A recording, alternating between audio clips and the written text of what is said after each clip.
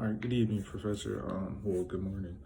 I'm pretty much just doing my, video log on eating as you know, as it was assigned in the project, and pretty much like the the peer-reviewed journal I'm going over is called "Eating Disorders During the COVID-19 Pandemic: An Overview of Risks and Recommendations for Treatment and Early Intervention." Pretty much is just giving professors from um, many universities such as Johns Hopkins, Hofstra University, Western University, Rutgers, and the University of New Jersey, as well as Palo Alto University, and two professors from the University of Minnesota, pretty much are explaining the implications of COVID-19 and how eating disorders impact, how the COVID-19 pandemic impacts eating disorders within the United States. And pretty much what you see through the case study is that you see that many people are not privileged enough to have um, the resources in order to maintain a healthy lifestyle. As mentioned in the as mentioned in the article, the CDC wants everybody to exercise at least 150 minutes a day to maintain a balanced immune system.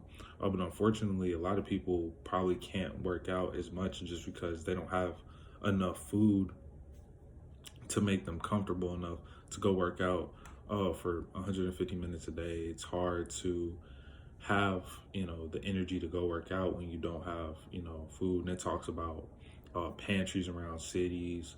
A lot of low poverty cities are being hit um, by this pandemic the roughest because, low income jobs, most of them are essential workers, so they're getting caught with with the with the virus a lot, and they're fighting and battling with it every day. And the idea of not having resources is hard for them because it's a pandemic.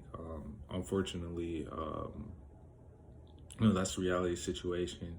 And talks about, but the article talks about, like, you got to get up and exercise, you got to get up and do those things if you don't have these food options available. And also there are not refugee resource locations around every city.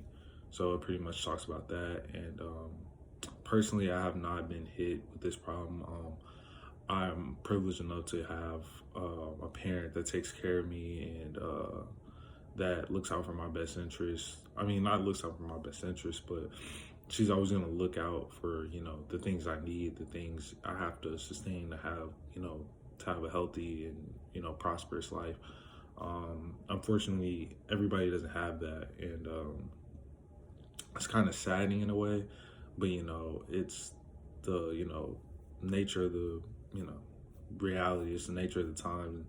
It's hard times, especially on college kids. I know here at MSU, we have Mustangs Pantry that really makes a positive change, for students that come from out of the country that don't have immediate family here, or come from out of state that don't have immediate family here. So I think that's a really a put together thing. And the citation is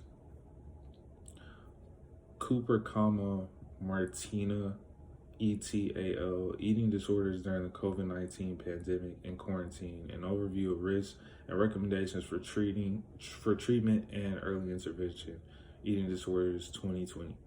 So that's the citation.